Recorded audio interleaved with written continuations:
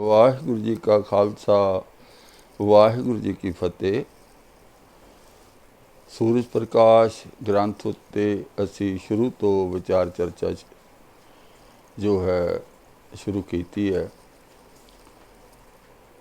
ਅੱਜ ਦੀ ਜਿਹੜੀ ਵਿਚਾਰ ਕਰਨੀ ਹੈ ਕਿ ਇਹ ਗ੍ਰੰਥ ਸੂਰਜ ਪ੍ਰਕਾਸ਼ ਜੋ 11 ਭਾਗਾਂ ਵਿੱਚ ਡਾਕਟਰ ਅਜੀਤ ਸਿੰਘ ਔਲਖ ਨੇ ਅਰਥਾਂ ਸਮੇਤ ਲਿਖਿਆ ਹੈ, ਇਹਦੇ ਜੋ ਪਹਿਲੇ 2 ਭਾਗ ਹੈ ਉਹ ਸ਼੍ਰੀ ਗੁਰੂ ਨਾਨਕ ਪ੍ਰਕਾਸ਼ ਦੇ ਨਾਂ ਦੇ ਨਾਲ ਪ੍ਰਸਿੱਧ ਹਨ।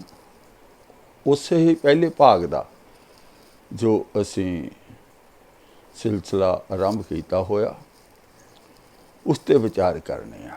ਅੱਜ ਦੀ ਵਿਚਾਰ ਜਿਹੜੀ ਹੈ ਉਹ ਹੈ ਕਿ ਇਸ ਗ੍ਰੰਥ ਦਾ ਆਧਾਰ ਕੀ ਹੈ, ਇਸ ਗ੍ਰੰਥ ਦੇ ਲਿਖਣ ਦਾ ਆਧਾਰ ਕੀ ਹੈ, ਕਿਉਂਕਿ ਇਤਿਹਾਸ 'ਤੇ ਵਾਪਰਿਆ ਸੀ ਸੰਨ 1469 ਈਸਵੀ ਤੋਂ ਲੈ ਕੇ 1539 ਈਸਵੀ ਤੱਕ, ਔਰ ਕਵੀ ਸੰਤੋਖ ਸਿੰਘ ਦਾ ਜਨਮ 1788 ਈਸਵੀ ਵਿੱਚ ਹੁੰਦਾ ਹੈ।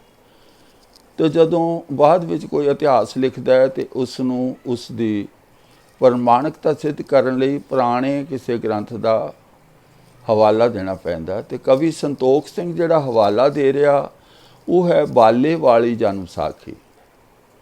ਮੈਂ ਗੱਲ ਪਹਿਲਾਂ ਹੀ ਸਪਸ਼ਟ ਕਰ ਦੇਵਾਂ ਕਿ ਅੱਜ ਤੱਕ ਜੋ ਖੋਜ ਹੋ ਚੁੱਕੀ ਹੈ, ਬਾਲੇ ਨਾਂ ਦਾ ਕੋਈ ਸਿੱਖ ਨਹੀਂ ਹੋਇਆ। ਜੇ ਕਿਸੇ ਨੇ ਪੂਰੀ ਡਿਟੇਲ ਦੇ ਵਿੱਚ ਇਸ ਨੂੰ ਸਮਝਣਾ ਹੋਵੇ ਤਾਂ ਸਰਦਾਰ ਕਰਮ ਸਿੰਘ ਹਿਸਟੋਰੀਅਨ ਦੀ ਕਿਤਾਬ ਹੈ ਕੱਤਕ ਕੇ ਵਿਸਾਖ, ਉਸ ਨੂੰ ਪੜ੍ਹ ਸਕਦੇ ਹੋ। ਇਹ ਨਕਲੀ ਇੱਕ ਪਾਤਰ ਸਿੱਖ ਧਰਮ ਵਿੱਚ ਘੜਿਆ ਗਿਆ, ਜਿਸ ਦੀ ਜ਼ੁਬਾਨੀ ਇਹ ਸਾਰਾ ਇਤਿਹਾਸ ਬੋਲਿਆ ਲਿਖਿਆ ਦੱਸਿਆ ਜਾ ਰਿਹਾ ਹੈ। ਬਾਲੇ ਵਾਲੀ ਜਨਮ ਸਾਖੀ ਵੀ ਉਸ ਦਾ ਇਹੀ ਆਧਾਰ ਸੀ, ਔਰ ਕਵੀ ਸੰਤੋਖ ਸਿੰਘ ਦੇ ਲਿਖਣ ਦਾ ਆਧਾਰ ਉਹੀ ਬਾਲੇ ਵਾਲੀ ਜਨਮ ਸਾਖੀ ਦੱਸਿਆ ਜਾ ਰਿਹਾ। ਅਤੇ ਇਸ ਵਿੱਚ ਕਵੀ ਨੇ ਜੋ ਚਾਲਬਾਜ਼ੀ ਕੀਤੀ ਹੈ, ਬਹੁਤ ਡੂੰਘੀ ਸ਼ਰਾਰਤ ਕਰਕੇ ਜੋ ਪਾਤਰ ਬਾਲਾ ਘੜਿਆ ਉਹਦਾ ਨਾਂ ਕੀ ਹੈ, ਬਾਲਾ ਸੰਧੂ ਜੱਟ।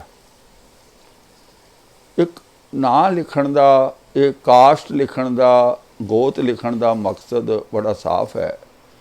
ਹਾਲਾਂਕਿ ਸਿੱਖ ਧਰਮ ਵਿੱਚ ਜਾਤ ਪਾਤ ਨੂੰ ਕੋਈ ਜਗ੍ਹਾ ਨਹੀਂ ਹੈ, ਪਰ ਜਿਵੇਂ ਅਸੀਂ ਸਾਰੇ ਜਾਣਦੇ ਹਾਂ, ਸਮਾਜ ਵਿੱਚ ਵਿਚਰਦੇ ਹਾਂ ਕਿ ਸਾਡੇ ਨਾਲ ਹਿੰਦੂ ਧਰਮ ਵਾਲੀਆਂ ਜਾਤਾਂ ਪਾਤਾਂ ਦੀਆਂ ਪੂਛਾਂ ਨਾਲੋਂ ਨਾਲ ਚੱਲ ਰਹੀਆਂ, ਅਤੇ ਉਸ ਅਨੁਸਾਰ ਸਿੱਖ ਤਕਰੀਬਨ ਅੱਧੇ ਜਿਹੜੇ ਆ ਉਹ ਜੱਟ ਬਰਾਦਰੀ ਵਿੱਚੋਂ ਹੀ ਹਨ।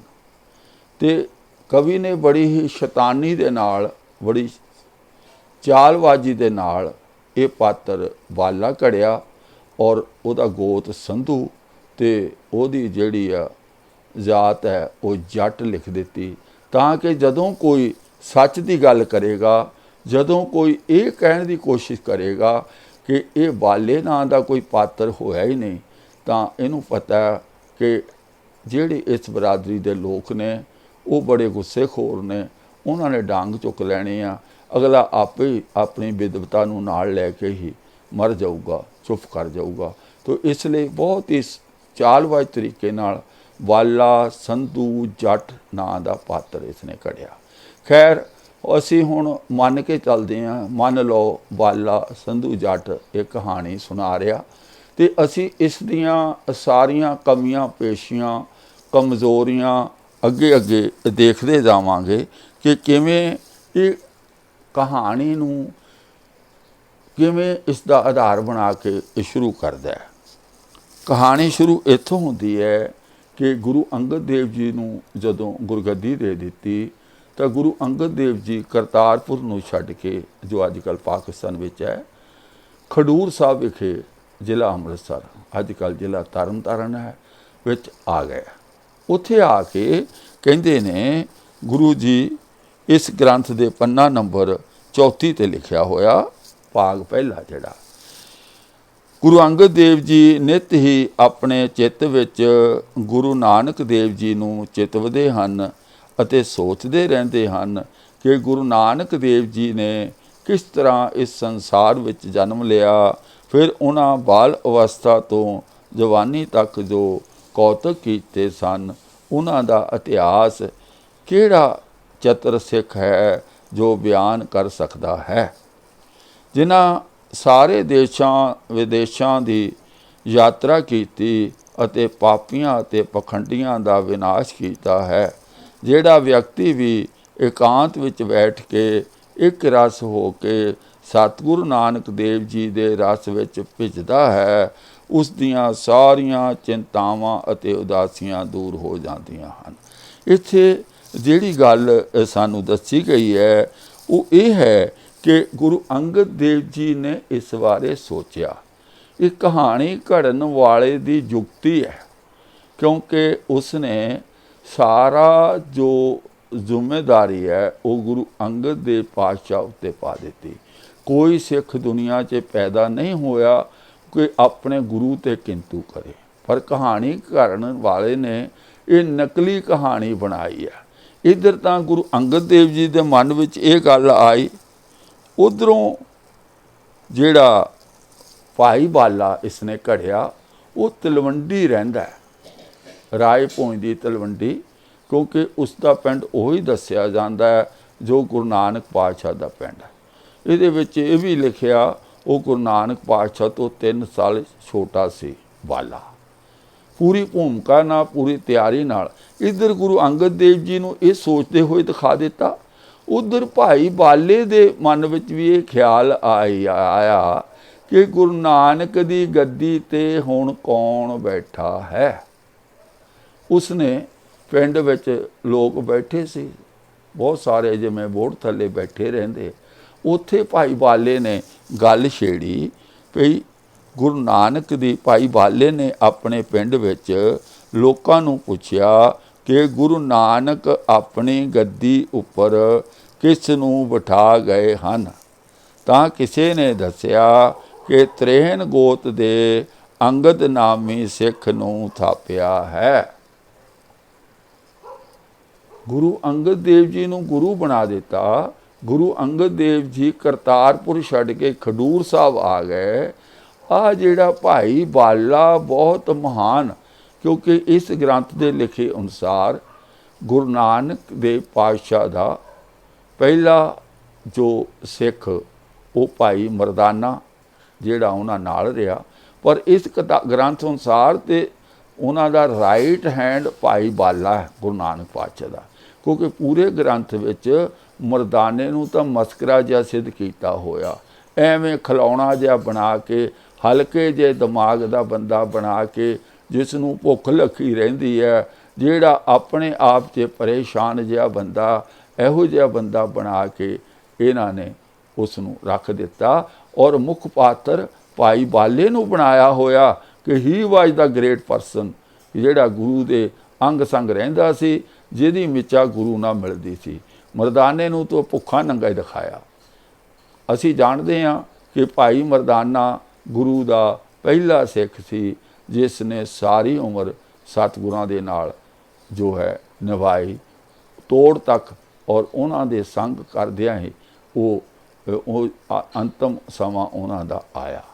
ਪਰ ਜਿਵੇਂ ਮੈਂ ਪਹਿਲਾਂ ਕਈ ਵਾਰ ਦੱਸ ਚੁੱਕਾ, ਜੋ ਵੀ ਮਹਾਨ ਹਸਤੀਆਂ ਸਿੱਖ ਕੌਮ ਵਿੱਚ ਹੋਈਆਂ ਹਨ, ਉਹਨਾਂ ਸਾਰੀਆਂ ਦੀ ਮਿੱਟੀ ਪਲੀਤ ਇਹ ਗ੍ਰੰਥ ਦੇ ਕਰਤਾ ਕਰਦੇ ਨੇ।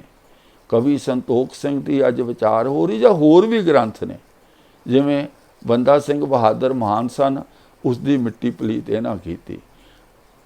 ਭਾਈ ਮਰਦਾਨਾ ਜੀ ਸਭ ਤੋਂ ਮਹਾਨ ਸਨ, ਸਿੱਖ ਧਰਮ ਦੇ ਮੋਢੀ, ਸਤਿਗੁਰ ਦੇ ਨਾਲ ਮੋਢੇ ਨਾਲ ਮੋਢਾ ਜੋੜ ਕੇ ਚੱਲਣ ਵਾਲੇ, ਉਹਨਾਂ ਨੂੰ ਇਹਨਾਂ ਨੇ ਬਹੁਤ ਜਲੀਲ ਕੀਤਾ।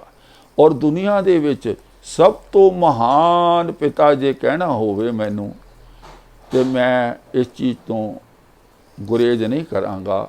ਮੇਰੀ ਨਜ਼ਰ ਵਿੱਚ ਜੋ ਰੋਲ ਮਹਿਤਾ ਕਾਲੂ ਦਾ, ਇਤਨਾ ਮਹਾਨ ਪਿਤਾ, ਇਤਨਾ ਬਹਾਦਰ ਪਿਤਾ ਜੋ ਗੁਰੂ ਨਾਨਕ ਪਾਤਸ਼ਾਹ ਜੀ ਨੂੰ ਮਿਲਿਆ, ਜਿਸ ਦੀ ਮਹਾਨਤਾ ਕਰਕੇ, ਜਿਸ ਦੀ ਬਹਾਦਰੀ ਕਰਕੇ ਅੱਜ ਜਿਹੜਾ ਸਿੱਖ ਕੌਮ ਜਿਹੜੀ ਇੱਕ ਨਿਰਮਲ ਤੇ ਨਿਰਾਲਾ ਮਾਰਗ ਸੰਸਾਰ ਵਿੱਚ ਹੈ, ਤਾਂ ਉਹਦੇ ਵਿੱਚ ਬਹੁਤ ਵੱਡਾ ਯੋਗਦਾਨ ਮਹਿਤਾ ਕਾਲੂ जी ਦਾ ਹੈ।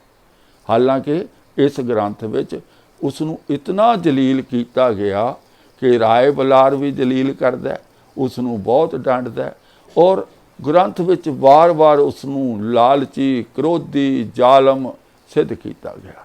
ਪਰ ਜਰਾ ਸਹਿਜ ਨਾਲ ਸੋਚਣਾ, ਬੜਾ ਧੀਰਜ ਨਾਲ ਸੋਚਣਾ ਕਿ 9 ਸਾਲ ਦਾ ਗੁਰੂ ਨਾਨਕ ਉਹ ਜਨੇਊ ਪਾਉਣ ਤੋਂ ਮਨਾ ਕਰਦਾ ਹੈ।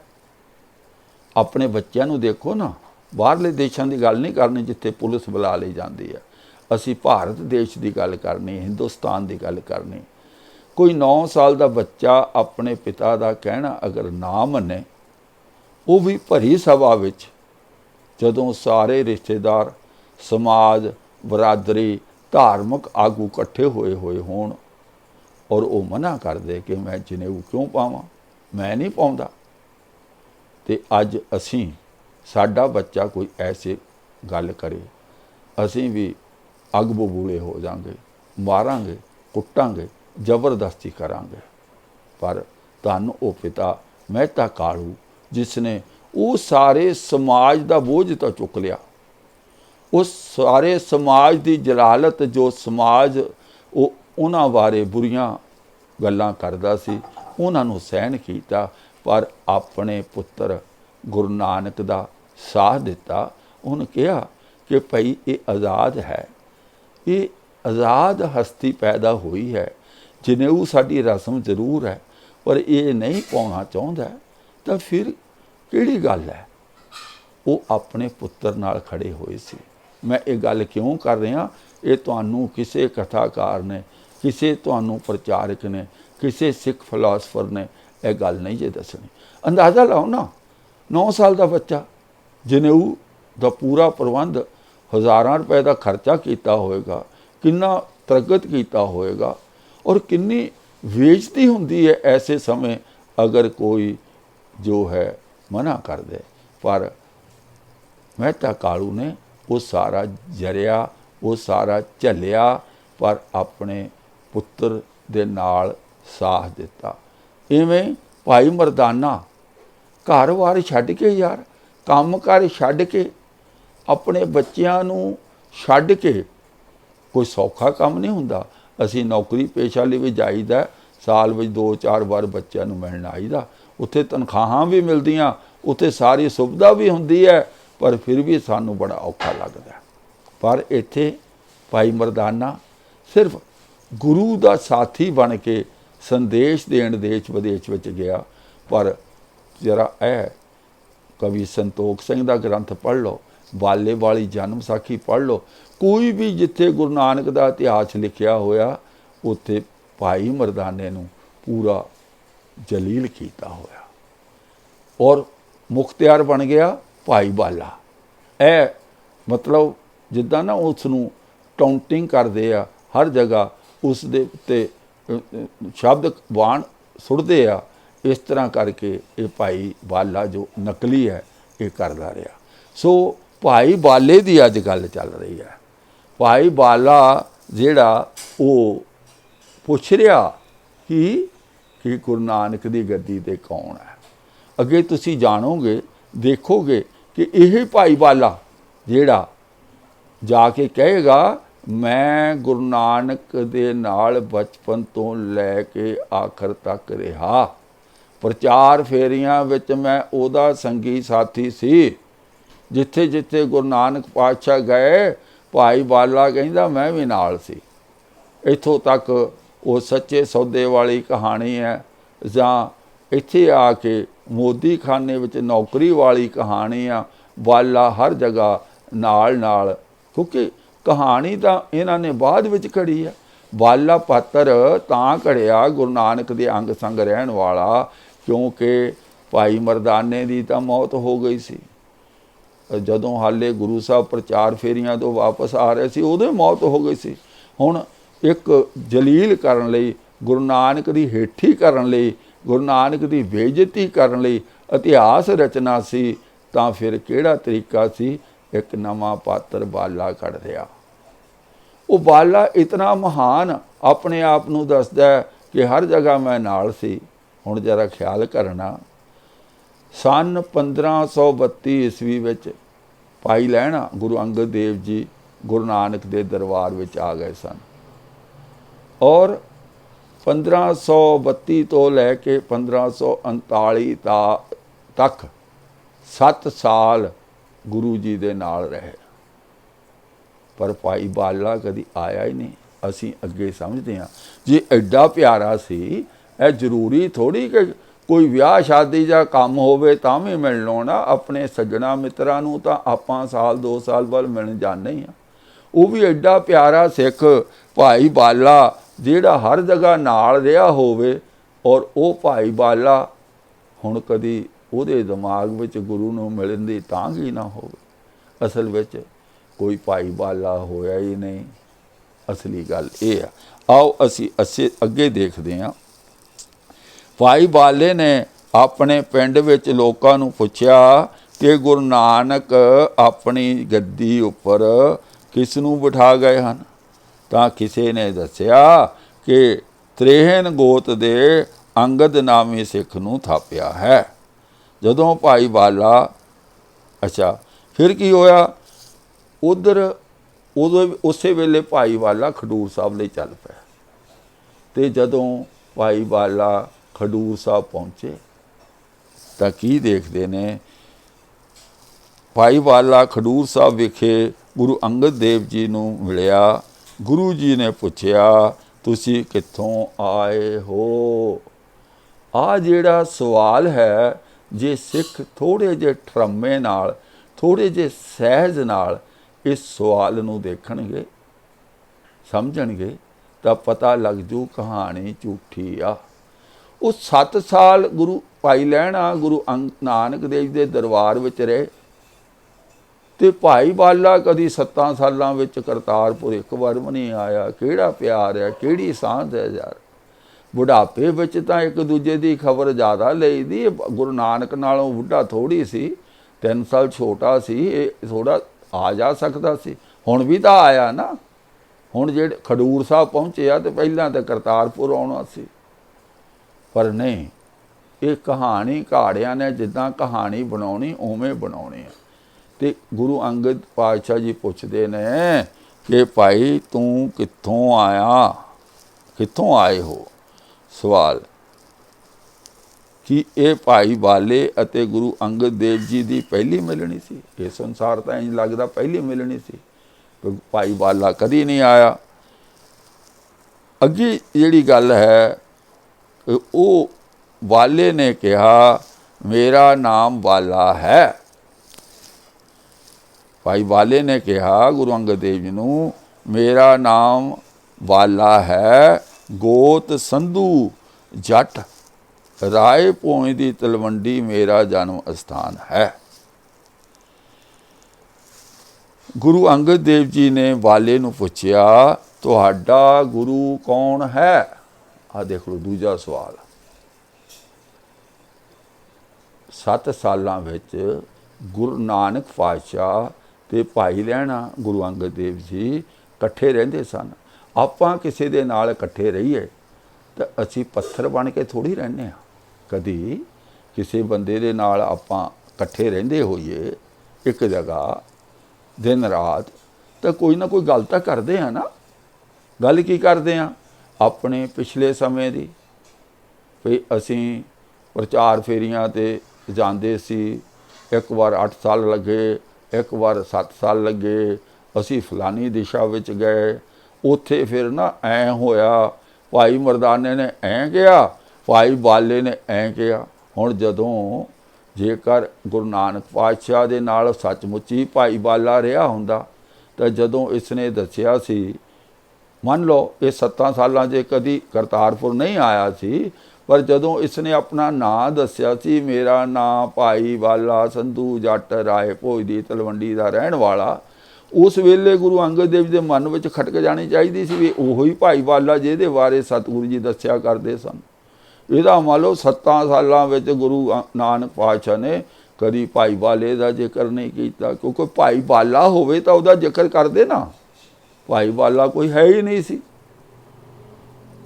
ਮਤਲਬ ਸਿੱਧੀਆਂ ਪੱਧਰੀਆਂ ਗੱਲਾਂ ਥੋੜ੍ਹੀ ਜਿਹੀ ਦਿਮਾਗ ਨੂੰ ਆਪਾਂ ਵਰਤੋਂ ਵਿੱਚ ਲਿਆਈਏ। ਇਹ ਸਭ ਨਕਲੀ ਕਹਾਣੀਆਂ ਨੇ, ਸਿਰਫ ਸਿੱਖੀ ਨੂੰ ਖਤਮ ਕਰਨ ਲਈ ਇਹ ਬਣਾਈਆਂ ਗਈਆਂ ਨੇ। ਤਾਂ ਅਸਾਂ ਸਿੱਖਾਂ ਨੇ ਜਿਵੇਂ ਕਿਸੇ ਨੇ ਲਿਖ ਕੇ ਦੇ ਦਿੱਤਾ, ਉਵੇਂ ਉਹਨਾਂ ਕਹਾਣੀਆਂ ਨੂੰ ਅਸੀਂ ਸੰਭਾਲ ਲਿਆ, ਉਵੇਂ ਮੰਨ ਲਿਆ। ਗੁਰੂ ਅੰਗਦ ਦੇਵ ਜੀ ਨੇ ਵਾਲੇ ਨੂੰ ਪੁੱਛਿਆ, ਤੁਹਾਡਾ ਗੁਰੂ ਕੌਣ ਹੈ? ਲਓ ਜੀ, ਗੁਰੂ ਕੌਣ ਹੈ? ਵਾਲੇ ਨੇ ਕਿਹਾ, ਮੇਰਾ ਗੁਰੂ ਗੁਰੂ ਨਾਨਕ ਹੈ। ਕਮਾਲ ਦੀਆਂ ਗੱਲਾਂ ਜੇ। ਕੀ ਤੁਸੀਂ ਗੁਰੂ ਨਾਨਕ ਨੂੰ ਦੇਖਿਆ ਹੈ? ਲਓ, ਮਤਲਬ ਸਾਡੇ ਗੁਰੂ ਅੰਗਦ ਦੇਵ ਜੀ ਨੂੰ ਵੀ ਇਹ ਲਿਖਾਰੀ ਜਲੀਲ ਕਰਨੋਂ ਨਹੀਂ ਹਟਦਾ। ਵੀ ਜਦ ਕੋਈ ਬੰਦਾ ਇਹ ਕਹਿੰਦਾ ਹੈ ਕਿ ਮੇਰਾ ਗੁਰੂ ਗੁਰੂ ਨਾਨਕ ਹੈ, ਫਿਰ ਕੀ ਇਹ ਸਵਾਲ ਬਣਦਾ ਕਿ ਤੁਸੀਂ ਗੁਰੂ ਨਾਨਕ ਨੂੰ ਦੇਖਿਆ? ਬਿਨਾਂ ਦੇਖੇ ਗੁਰੂ ਧਾਰਨ ਕਰ ਲਿਆ? ਬਈ ਉਸ ਵੇਲੇ ਐਂ ਤਾਂ ਹੈ ਨਹੀਂ ਸੀ ਕੋਈ ਸ਼ਬਦ ਗੁਰੂ ਸੀ ਵੀ ਜਿਹੜਾ ਗਿਆਨ ਮੈਨੂੰ ਘਰੇ ਜਾਂ ਵਟਸਐਪ ਆ ਗਿਆ ਸੀ ਮੈਂ ਉੱਥੋਂ ਗਿਆਨ ਲੈ ਲਿਆ। ਉਸ ਵੇਲੇ ਤਾਂ ਫਿਜ਼ੀਕਲੀ ਮਿਲ ਕੇ ਹੀ, ਗੱਲਬਾਤ ਕਰਕੇ ਹੀ ਗੁਰੂ ਧਾਰਨ ਕੀਤਾ ਜਾਂਦਾ ਸੀ। ਤੇ ਹੁਣ ਆ ਸਵਾਲ ਗੁਰੂ ਅੰਗਦ ਦੇਵ ਜੀ ਦੇ ਮੁੱਖ ਵਿੱਚੋਂ ਕਢਵਾ ਰਿਹਾ ਇਹ ਕਵੀ ਵੀ ਤੈਂ ਗੁਰੂ ਨਾਨਕ ਨੂੰ ਦੇਖਿਆ ਸੀ। ਕਿੰਨੀ ਹਾਸੋਹੀਣੀ ਗੱਲ ਹੈ। ਪਰ ਸਿੱਖਾਂ ਨੇ ਜੇ ਦਿਮਾਗ ਵਰਤਣਾ ਹੋਵੇ, ਜੇ ਸਵਾਲ ਕਰਨਾ ਹੋਵੇ, ਜੇ ਵਿਵੇਕ ਬੁੱਧੀ ਵਰਤਣੀ ਹੋਵੇ, ਇਹ ਤਾਂ ਸਭ ਕੁਝ ਤਦ ਹੀ ਹੋ ਸਕਦਾ ਨਾ। ਵਾਲੇ ਨੇ ਕਿਹਾ, ਗੁਰੂ ਜੀ, ਵਾਲੇ ਨੇ ਕਿਹਾ ਗੁਰੂ ਨਾਨਕ ਦੇ ਬਾਰੇ ਕਿ ਗੁਰੂ ਜੀ ਮੇਰੇ ਤੋਂ 3 ਸਾਲ ਵੱਡੇ ਸਨ। ਬਚਪਨ ਤੋਂ ਲੈ ਕੇ ਪੂਰੀਆਂ ਪ੍ਰਚਾਰ ਫੇਰੀਆਂ ਦੌਰਾਨ ਮੈਂ ਉਹਨਾਂ ਦੇ ਨਾਲ ਸੀ। ਔਰ ਉਹ ਵੀ ਦੱਸ ਦਿੱਤਾ ਕਿ ਭਾਈ ਇਸ ਜਿਹੜੀ ਵਾਲੇ ਵਾਲੀ ਜਨਮ ਸਾਖੀ ਹੈ ਨਾ, ਉਹਦੇ ਵਿੱਚ ਗੁਰੂ ਨਾਨਕ ਦੇ ਜਨਮ ਬਾਰੇ ਕੱਤਕ ਮਹੀਨਾ ਲਿਖਿਆ। ਹਾਲਾਂਕਿ ਕਵੀ ਜੋ ਸਰਦਾਰ ਕਰਮ ਸਿੰਘ ਹਿਸਟੋਰੀਅਨ ਨੇ ਸਿੱਧ ਕਰ ਦਿੱਤਾ ਆਪਣੀ ਕੱਤਕ ਕੇ ਵਿਸਾਖ ਪੁਸਤਕ ਵਿੱਚ ਕਿ ਗੁਰੂ ਨਾਨਕ ਪਾਤਸ਼ਾਹ ਦਾ ਜਿਹੜਾ ਪ੍ਰਕਾਸ਼ ਹੈ ਉਹ ਵਿਸਾਖੀ ਵਾਲੇ ਦਿਨ 1469 ਨੂੰ ਹੋਇਆ ਸੀ। ਕੱਤਕ ਵਿੱਚ ਨਹੀਂ ਹੋਇਆ ਸੀ, ਵਿਸਾਖ ਵਿੱਚ ਹੋਇਆ ਸੀ। ਪਰ ਇਸ ਵਾਲੇ ਵਾਲੀ ਜਨਮ ਵਿਸਾਖੀ ਵਿੱਚ ਲਿਖਿਆ ਹੋਇਆ ਕਿ ਗੁਰੂ ਨਾਨਕ ਪਾਤਸ਼ਾਹ ਦਾ ਜਨਮ, ਵਾਲਾ ਕਹਿ ਰਿਹਾ ਇੱਥੇ, ਕੱਤਕ ਦੀ ਪੂਰਨਮਾਸ਼ੀ ਨੂੰ ਹੋਇਆ ਸੀ। ਫਿਰ ਨਾਲ ਦੱਸਿਆ ਗੁਰੂ ਜੀ ਦੇ ਪਿਤਾ ਦਾ ਨਾਮ ਕਾਲੂ ਦਾਸ ਸੀ, ਮਾਤਾ ਦਾ ਨਾਮ ਤ੍ਰਿਪਤਾ ਸੀ, ਚਾਚੇ ਦਾ ਨਾਮ ਲਾਲੂ ਦਾਸ ਸੀ। ਇਹ ਸਾਰੀ ਜੋ ਹੈ ਖਬਰ ਉਸਨੇ ਸਾਰਾ ਗਿਆਨ ਗੁਰੂ ਅੰਗਦ ਦੇਵ ਜੀ ਨੂੰ ਦੱਸਿਆ। ਫਿਰ ਕੀ ਹੋਇਆ ਕਿ ਗੁਰੂ ਅੰਗਦ ਦੇਵ ਜੀ ਨੇ ਕਿਹਾ ਕਿ ਉਹਨਾਂ ਦਾ ਇਤਿਹਾਸ ਲਿਖਵਾਉਣਾ। ਤਾਂ ਭਾਈ ਵਾਲਾ ਕਹਿਣ ਲੱਗਾ ਕਿ ਜੇ ਇਤਿਹਾਸ ਲਿਖਾਉਣਾ ਤਾਂ ਉਹਨਾਂ ਦੀ ਜਨਮ ਪੱਤਰੀ ਉਹਨਾਂ ਦੇ ਚਾਚੇ ਕੋਲ, ਭਾਈ ਲਾਲੂ ਕੋਲ ਹੋਵੇਗੀ। ਭਾਈ ਲਾਲੂ ਦੇ ਕੋਲ ਜਨਮ ਪੱਤਰੀ ਹੋਵੇਗੀ, ਉਸ ਨੂੰ ਮੰਗਵਾ ਲਓ। ਤਾਂ ਗੁਰੂ ਅੰਗਦ ਦੇਵ ਜੀ ਨੇ ਕਿਹਾ ਭਈ ਫਿਰ ਕਿਸੇ ਤੋਂ ਕਿਉਂ ਮੰਗਵਾਉਣੀ ਆ, ਤੁਸੀਂ ਆਪ ਹੀ ਜਾ ਕੇ ਲੈ ਆਓ। ਫਿਰ ਭਾਈ ਵਾਲਾ ਕਹਿਣ ਲੱਗਾ ਇਹ ਨਕਲੀ ਵਾਲਾ ਹੈ, ਮੈਂ ਜੋ ਲਿਖਿਆ ਉਹ ਦੱਸ ਰਿਹਾ, ਹੈ ਕੋਈ ਨਹੀਂ। ਪਰ ਕਿਉਂਕਿ ਹੁਣ ਗ੍ਰੰਥ ਦੀ ਅਸੀਂ ਵਿਚਾਰ ਕਰਨੀ ਆ ਤੇ ਵਾਰ-ਵਾਰ ਭਾਈ ਵਾਲਾ ਕਹਿਣਾ ਪੈਣਾ। ਫਿਰ ਭਾਈ ਵਾਲਾ ਕਹਿੰਦਾ ਮੇਰੇ ਨਾਲ ਕੋਈ ਬੰਦਾ ਭੇਜੋ। ਗੁਰੂ ਸਾਹਿਬ ਨੇ ਲਾਲਾ ਪੁੰਨੂ ਨੂੰ ਬੁਲਾਇਆ ਅਤੇ ਕਿਹਾ ਭਾਈ ਵਾਲੇ ਨਾਲ ਜਾ ਕੇ ਜਨਮ ਪੱਤਰੀ ਲੈ ਕੇ ਆਓ। ਫਿਰ ਭਾਈ ਵਾਲਾ ਤੇ ਲਾਲਾ ਪੁੰਨੂ ਦੋਨੋਂ ਕਰਤਾਰਪੁਰ ਤੋਂ ਖਡੂਰ ਸਾਹਿਬ ਤੋਂ ਚੱਲ ਕੇ ਤਲਵੰਡੀ ਪਹੁੰਚੇ। ਉੱਥੇ ਜਾ ਕੇ ਭਾਈ ਲਾਲੂ ਤੋਂ, ਗੁਰੂ ਜੀ ਦੇ ਚਾਚਾ ਜੀ ਤੋਂ ਜਨਮ ਪੱਤਰੀ ਲਈ। ਤਾਂ ਉਹਨੂੰ ਵੀ ਨਹੀਂ ਪਤਾ ਸੀ ਕਿ ਗੁਰੂ ਨਾਨਕ ਦੀ ਗੱਦੀ 'ਤੇ ਕੌਣ ਬੈਠਾ। ਜਦੋਂ ਉਹਨਾਂ ਨੂੰ ਦੱਸਿਆ ਭਾਈ ਲਹਿਣਾ ਬੈਠਾ, ਫਿਰ ਉਹਨੂੰ ਪੁੱਛਿਆ ਵੀ ਸ਼੍ਰੀ ਚੰਦ, ਤਾਂ ਫਿਰ ਵੀ ਦੱਸ ਦਿੱਤਾ ਕਿ ਉਹਨਾਂ ਦੀ ਵੀ ਪੂਜਾ ਹੋਏਗੀ ਗੁਰੂ ਪੁੱਤਰ ਹੋਣ ਕਰਕੇ। ਨਾਲ ਫਿਰ ਉਹਨਾਂ ਨੇ ਉੱਥੋਂ ਨਾਰੀਅਲ ਤੇ 5 ਪੈਸੇ ਦਿੱਤੇ। ਨਾਲ ਇਹ ਕਿਹਾ, ਤਕੀਦ ਕੀਤੀ, ਨਸੀਹਤ ਕੀਤੀ ਕਿ ਭਾਈ ਗੁਰੂ ਅੰਗਦ ਦੇਵ ਜੀ ਨੂੰ ਕਹਿਣਾ ਕਿ ਉਹ ਸ਼੍ਰੀ ਚੰਦ ਦੀਆਂ ਗੱਲਾਂ ਦਾ ਗੁੱਸਾ ਨਾ ਮਨਾਉਣ ਤੇ ਉਹਨਾਂ ਨੂੰ ਮਾफ़ ਕਰ ਦੇਣ। ਇਸ ਤਰ੍ਹਾਂ ਕਰਕੇ ਜਦੋਂ ਭਾਈ ਵਾਲਾ ਤੇ ਜਿਹੜਾ ਸਿੱਖ ਲਾਲਾਪੁਰ ਨੂੰ ਗਏ ਸਨ, ਉਹ ਗੁਰੂ ਅੰਗਦ ਦੇਵ ਦੇ ਚਰਨਾਂ ਵਿੱਚ ਆ ਕੇ ਉਹਨਾਂ ਮੱਥਾ ਟੇਕਿਆ। ਗੁਰੂ ਅੰਗਦ ਦੇਵ ਜੀ ਬਹੁਤ ਖੁਸ਼ ਹੋਏ, ਉਸ ਜਨਮ ਪੱਤਰੀ ਨੂੰ ਆਪਣੇ ਸਿਰ ਤੇ ਬਿਠਾਇਆ, ਰੱਖਿਆ, ਔਰ ਜਦੋਂ ਖੋਲ੍ਹ ਕੇ ਦੇਖੀ ਤਾਂ ਉਹ ਸ਼ਾਸਤਰੀ ਅੱਖਰਾਂ ਵਿੱਚ ਲਿਖੀ ਹੋਈ ਸੀ, ਦੇਵਨਗਰੀ ਵਿੱਚ ਲਿਖੀ ਹੋਈ ਸੀ। ਉਹ ਦੇਵਨਗਰੀ ਕਿਸੇ ਨੂੰ ਆਉਂਦੀ ਨਹੀਂ ਸੀ, ਨਾ ਗੁਰੂ ਅੰਗਦ ਦੇਵ ਜੀ ਨੂੰ ਆਉਂਦੀ ਸੀ, ਨਾ ਭਾਈ ਬਾਲੇ ਨੂੰ ਆਉਂਦੀ ਸੀ, ਨਾ ਹੋਰ ਜਿੰਨੇ ਵੀ ਸਿੱਖ ਉੱਥੇ ਰਹਿੰਦੇ ਸਨ, ਕਿਸੇ ਨੂੰ ਵੀ ਦੇਵਨਗਰੀ ਨਹੀਂ ਆਉਂਦੀ ਸੀ। ਇਸ ਤਰ੍ਹਾਂ ਕਰਕੇ ਜਦੋਂ ਇਹ ਸਾਰਾ ਕੁਝ ਹੋਇਆ ਤਾਂ ਫਿਰ ਗੁਰੂ ਅੰਗਦ ਦੇਵ ਜੀ ਕਹਿਣ ਲੱਗੇ, ਇਸ ਜੋ ਉਹਨਾਂ ਦੀ ਜਨਮ ਪੱਤਰੀ ਦਾ ਉਲਥਾ ਕਰਵਾਉਣਾ ਬਣਦਾ ਹੈ। ਉਹਨਾਂ ਨੇ ਫਿਰ ਉੱਥੋਂ ਮਹਿਮਾ ਖਹਿਰਾ ਨਾਂ ਦਾ ਜਿਹੜਾ ਸਿੱਖ ਸੀ, ਉਹਨੂੰ ਦੱਸਿਆ ਵੀ ਇੱਕ ਸੁਲਤਾਨਪੁਰ ਲੋਧੀ ਵਿੱਚ ਇੱਕ ਖੱਤਰੀ ਰਹਿੰਦਾ, ਉਹ ਜਿਹੜਾ ਹੈ ਖੱਤਰੀ ਪੈੜਾ ਮੋਖਾ, ਉਹ ਦੋਨੋਂ ਭਾਸ਼ਾਵਾਂ ਜਾਣਦਾ। ਉਸ ਨੂੰ ਗੁਰਮੁਖ ਵੀ ਆਉਂਦੀ ਹੈ ਔਰ ਉਸ ਨੂੰ ਸੰਸਕ੍ਰਿਤੀ ਵੀ ਆਉਂਦੀ ਹੈ। ਉਹ ਜਿਹੜਾ ਹੈ ਦੇਵਨਗਰੀ ਜਾਣਦਾ ਹੈ। ਉਸ ਨੂੰ ਬੁਲਾਉਣ ਵਾਸਤੇ ਗੁਰੂ ਅੰਗਦ ਦੇਵ ਜੀ ਨੇ ਫਿਰ ਭੇਜਿਆ ਔਰ ਉਹਨੂੰ ਉੱਥੋਂ ਬੁਲਾ ਕੇ ਲਿਆਂਦਾ। ਉਸ ਨੇ ਇਸ ਦਾ ਟਰਾਂਸਲੇਸ਼ਨ ਕੀਤਾ, ਉਲਥਾ ਕੀਤਾ ਗੁਰਮੁਖੀ ਵਿੱਚ। ਹੁਣ ਇੱਥੇ ਜਿਹੜੀ ਇੱਕ ਨੁਕਤਾ ਬੜਾ ਹੀ ਅਹਿਮ ਹੈ, ਜਿਸ ਨੂੰ ਸਮਝਣਾ ਬਹੁਤ ਜ਼ਰੂਰੀ ਹੈ। ਜੇਕਰ ਇਸ ਨੁਕਤੇ ਨੂੰ ਅਸੀਂ ਸਮਝ ਲਵਾਂਗੇ ਤਾਂ ਸਾਨੂੰ ਇਸ ਲਿਖਾਰੀ ਦੀ ਸਾਰੀ ਸ਼ੈਤਾਨੀ ਜਿਹੜੀ ਹੈ ਉਹ ਸਾਡੇ ਸਾਹਮਣੇ ਆ ਜਾਏਗੀ। ਨੁਕਤਾ ਕੀ ਹੈ? ਨੁਕਤਾ ਇਹ ਹੈ ਕਿ ਇਹ ਪੱਤਰੀ ਜਿਹੜੀ ਹੈ ਇਹ ਲਿਖੀ ਹੋਈ ਸੀ ਦੇਵਨਗਰੀ ਦੇ ਵਿੱਚ, ਔਰ ਦੇਵਨਗਰੀ ਪੂਰੇ ਖਡੂਰ ਸਾਹਿਬ ਵਿੱਚ ਕੋਈ ਨਹੀਂ ਜਾਣਦਾ, ਨੇੜੇ ਤੇੜੇ ਪਿੰਡਾਂ ਵਿੱਚ ਕੋਈ ਨਹੀਂ ਜਾਣਦਾ। ਤਾਂ ਐਡੀ ਦੂਰੋਂ ਸੁਲਤਾਨਪੁਰ ਲੋਧੀ ਤੋਂ ਬੰਦਾ ਮੰਗਵਾਉਣਾ ਪਿਆ। ਭਾਸ਼ਾ ਦੀ, ਲੈਂਗੁਏਜ ਦੀ, ਲਿਪੀ ਦੀ ਕਿੰਨੀ ਮਹੱਤਤਾ ਹੈ, ਇਹ ਗੱਲ ਸਾਰੀ ਸਪਸ਼ਟ ਸੀ। ਹੁਣ ਜਿਹੜੀ ਗੱਲ ਕਰਨੀ ਹੈ, ਗੁਰੂ ਜੀ ਨੇ ਵਾਲੇ ਪ੍ਰਤੀ ਬੜੀ ਖੁਸ਼ੀ ਪ੍ਰਗਟ ਕੀਤੀ। ਫਿਰ ਜਨਮ ਪੱਤਰੀ ਆਪਣੇ ਹੱਥਾਂ ਵਿੱਚ ਫੜ ਲਈ, ਬੜੇ ਅਦਬ ਅਤੇ ਸਤਿਕਾਰ ਨਾਲ ਪੱਤਰੀ ਨੂੰ ਆਪਣੇ ਸਿਰ 'ਤੇ ਰੱਖ ਲਿਆ। ਫਿਰ ਬੜੇ ਪ੍ਰੇਮ ਨਾਲ ਉਸ ਨੂੰ ਆਪਣੀ ਛਾਤੀ ਨਾਲ ਲਾਇਆ। ਤੁਸੀਂ ਗੁਰੂ ਨਾਨਕ ਦੇਵ ਜੀ ਦੇ ਦਰਸ਼ਨ ਕਰਾਏ। ਇਹਦੇ ਵਿੱਚ ਲਿਖਤਾ ਇਹ ਜਿਹੜੀ ਪੱਤਰੀ ਹੈ ਉਹ ਸੰਸਕ੍ਰਿਤੀ ਦੇਵਨਗਰੀ ਵਿੱਚ ਲਿਖੀ ਹੋਈ ਸੀ। ਇਹਨਾਂ ਅੱਖਰਾਂ ਨੂੰ ਜਿਹੜਾ ਜਾਣਦਾ ਹੋਵੇ ਉਹੀ ਇਹਨਾਂ ਨੂੰ ਪੜ੍ਹ ਕੇ ਇਹਨਾਂ ਦੇ ਅਰਥ ਬਿਆਨ ਕਰ ਸਕਦਾ ਹੈ। ਇਹ ਸਾਰੀਆਂ ਗੱਲਾਂ ਹੋਈਆਂ। ਫਿਰ ਇੱਕ ਗੱਲ ਜਿਹੜੀ ਅਸੀਂ ਇੱਥੇ ਕਰਨੀ ਆ ਉਹ ਇਹ ਹੈ, ਇਹ ਗ੍ਰੰਥ ਦਾ ਕਰਤਾ ਆਪ ਲਿਖਦਾ ਹੈ। ਇਸ ਦੇ ਪੰਨਾ ਨੰਬਰ 42 ਉੱਤੇ ਤੇ ਛੰਤ ਨੰਬਰ 66 ਹੈ। ਕਵੀ ਸੰਤੋਖ ਸਿੰਘ ਲਿਖ ਰਿਹਾ। ਇਹ ਨੁਕਤਾ ਬੜਾ ਸੀਰੀਅਸ ਹੈ। ਪੂਰੇ ਗ੍ਰੰਥ ਦੀ ਚਤਰਾਈ ਜਿਹੜੀ ਸ਼ੈਤਾਨੀ ਇਸ ਨੁਕਤੇ ਵਿੱਚ ਕਲੀਅਰ ਹੋ ਜਾਣੇ ਆ। ਗੁਰੂ ਨਾਨਕ ਦੇਵ ਜੀ ਆਪਣੀ ਬੋਲੀ ਵਿੱਚ ਵਿੱਦਿਆ ਪ੍ਰਾਪਤ ਕਰਨ ਨੂੰ ਮਹਾਨ ਗਿਣਿਆ। ਗੁਰੂ ਨਾਨਕ ਦੇਵ ਜੀ ਨੇ ਆਪਣੀ ਬੋਲੀ ਵਿੱਚ ਵਿੱਦਿਆ ਪ੍ਰਾਪਤ ਕਰਨ ਨੂੰ ਮਹਾਨ ਗਿਣਿਆ। ਇਸ ਲਈ ਉਹਨਾਂ ਨੇ ਆਪਣੀ ਬਾਣੀ ਗੁਰਮੁਖੀ ਵਿੱਚ ਲਿਖੀ ਤਾਂ ਕਿ ਆਮ ਵਿਅਕਤੀ ਵੀ ਪੜ੍ਹ ਸੁਣ ਸਕਣ। ਇਹ ਕੌਣ ਲਿਖ ਰਿਹਾ?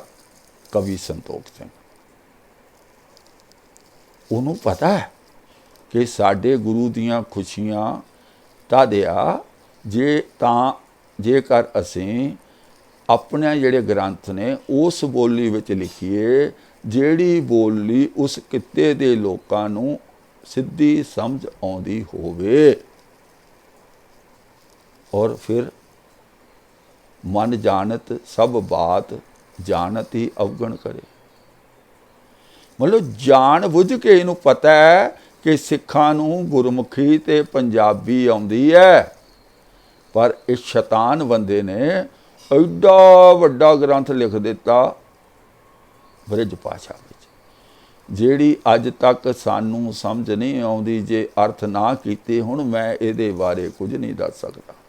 ਮੈਂ ਗੱਲ ਹੀ ਨਹੀਂ ਕਰ ਸਕਦਾ, ਕਿਉਂਕਿ ਲਾਈਨ ਦੇ ਅੱਧੇ ਅਰਥ ਪਤਾ ਲੱਗਣੇ, ਅੱਧੇ ਨਹੀਂ ਲੱਗਣੇ, ਤਾਂ ਕੀ ਅਰਥ ਕਰਾਂਗੇ, ਕੀ ਦੱਸਾਂਗੇ।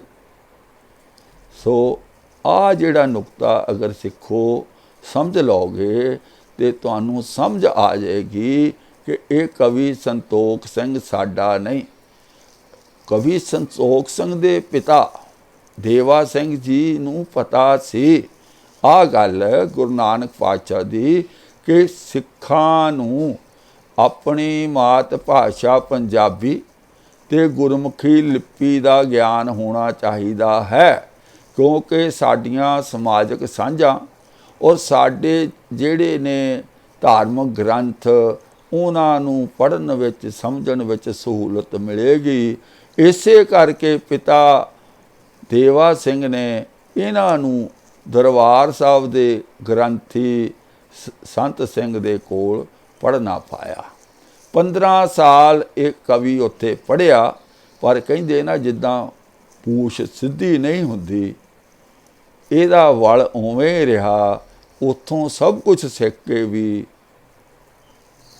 ਮੁੜ ਕੇ ਗ੍ਰੰਥ ਲਿਖਿਆ ਬ੍ਰਿਜ ਭਾਸ਼ਾ। ਕਈ ਵਾਰ ਮੈਨੂੰ ਸ਼ੱਕ ਇਹ ਪੈਂਦਾ ਕਿ ਕੀ ਇਹ ਗ੍ਰੰਥ ਸੰਤੋਖ ਸਿੰਘ ਨੇ ਲਿਖਿਆ?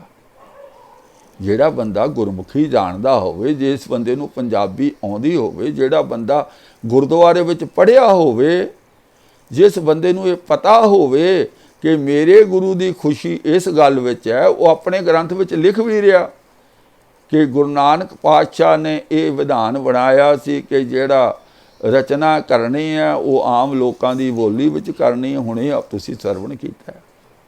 ਫਿਰ ਇਹ ਸਭ ਕੁਝ ਹੋਣ ਦੇ ਬਾਵਜੂਦ ਉਹ ਬ੍ਰਿਜ ਭਾਸ਼ਾ ਵਿੱਚ, ਉਹ ਵੀ ਐਡਾ ਵੱਡਾ ਗ੍ਰੰਥ, ਕੋਈ ਦੁਨੀਆ 'ਚ ਸਿੱਖਾਂ ਵਾਸਤੇ ਹੋਰ ਗ੍ਰੰਥ ਹੈ ਹੀ ਨਹੀਂ।